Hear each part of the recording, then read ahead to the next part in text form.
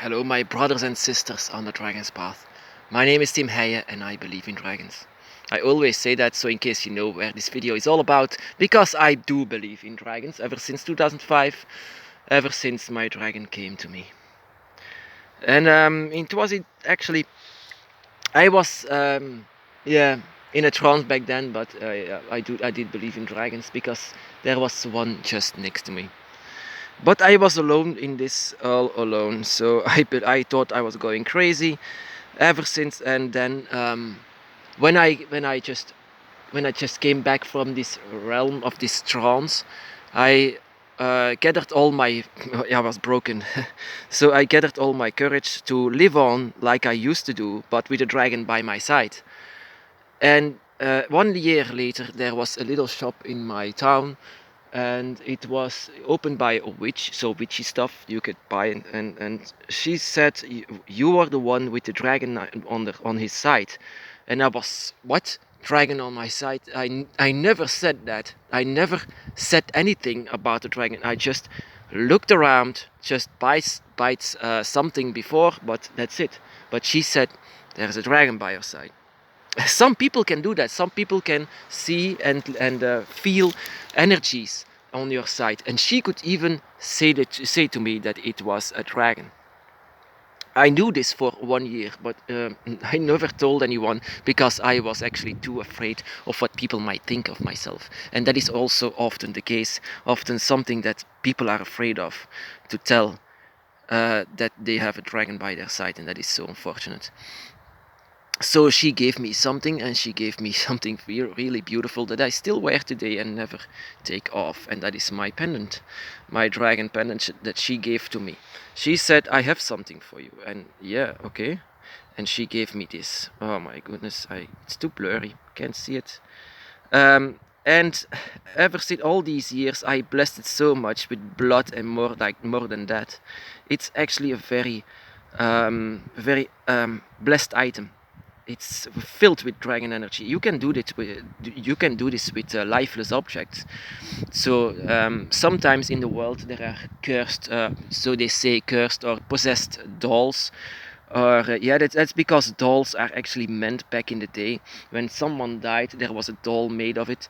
Or a child loves a doll. You know, this love gives energy to a spirit uh, that can attach themselves with this. And this with this, my dragon is attached to a piece of this of my dragon is attached to this one. So wherever this pendant is, my dragon is also.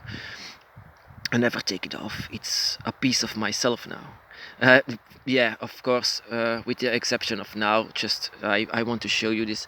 I already showed you this, but that was for a ritual, a blood ritual. But I just want to show you uh, the meaning of something like this. I wanted, yeah, to replace it 1 year later, but no. You know what happened? My pendant, the new one, broke off. Just broke off, just simply out of nothing, broke. And there is just an anecdote that I wanted to share you with this. A few years later, maybe 5 or 6 years later, before I came to know that there are other people who believe in dragons and feel them, I so many people were saying, "You're delusional, you shouldn't do this, that is demon, that is a dragon, you shouldn't do this." And I felt the dragon lesser and lesser. There was a moment in my life that I actually almost don't feel the dragon anymore. The dragon felt just gone. And there was a moment in my life, and I remember where I was then. I was at work, and I just wondered, should I continue this dragon's path? Maybe I was just going crazy. Maybe this was not real. Maybe this dragon was just in my head. And then when I actually said it to myself, my pendant, out of nothing, fall off my neck. Out of nothing. It fell on the ground. And I looked at the necklace itself, but it was not broken. Back in the day it was a golden one, now it's a silver one. But it wasn't broken. There was nothing. And yet it fell off. It fell off. out of nothing. So I pick it up. I looked at I had it in my hands, but I wasn't able to put it on my neck for just that moment. I couldn't do this. So there are a lot of brothers and sisters who just say now that they feel the dragon less or don't feel the dragon anymore. But you don't have to worry, because I studied this and I know what this is. This is nature. Nature always has the last word. And sometimes the gates between us and the dragon just close more. They open and close. It's in constant motion. You cannot help it, and the dragon cannot help it. You can only attach to each other and hold on to each other until these gates are more open again. I know what this is. I know and it's actually very scary to say maybe I should turn my back on the dragon. That was a moment that I could have done that I could do this, and my dragon just had enough energy to let my pendant fall, and I had to pick it up, and I couldn't do this around my neck just for a moment. I was holding it like I'm doing now, and I was touching it, and this energy that is inside of it just it felt like I was from empty to full again. Not entirely full, but I could feel the dragon again. Just had to take it in my hands for a while. Then that is why it's filled with energy of the dragon that I did back then. And now even today I even give it blood now, and this blood immediately disappears on it. I wanted to give a piece of myself to the dragon, and to yeah, because this is the dragon, this is a piece of my dragon. This is also a piece of myself. This is something that we share. This is actually something that is in between their side and our side. But I could have turned my back on the dragon if this never happened. And this is why I had this ceremony back in the day. When this witch gave me this pendant, I gave a piece of myself, and the dragon gave a piece of himself into this necklace. And you can do that with just lifeless objects like this. Maybe just a stick or a branch or a stone. You can do it whenever it makes your mind on the dragon. And it can become a portal in itself. So out of nothing it fell off, and I knew that the dragon was responsible for that. Just had just enough energy to do so.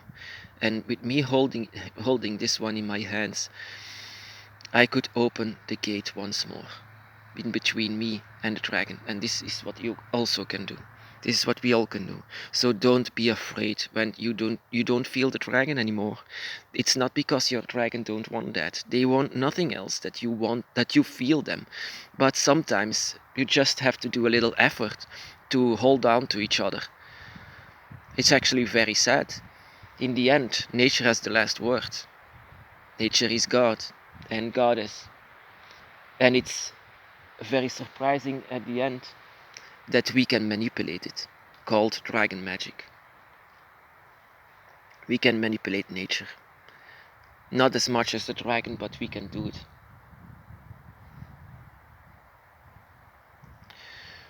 So yeah, just wanted to share this.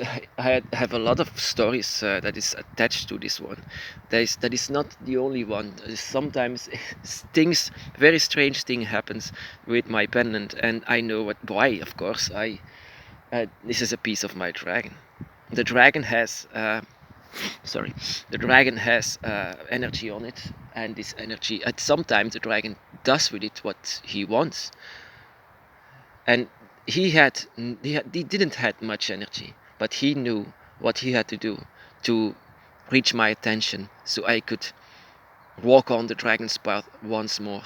But it's so difficult sometimes. Sometimes people say I'm delusional, you're worshipping the devil, and sometimes you're going to begin to believe that maybe I'm crazy, and that was the biggest thing that I believed. Maybe I am crazy, maybe I shouldn't continue.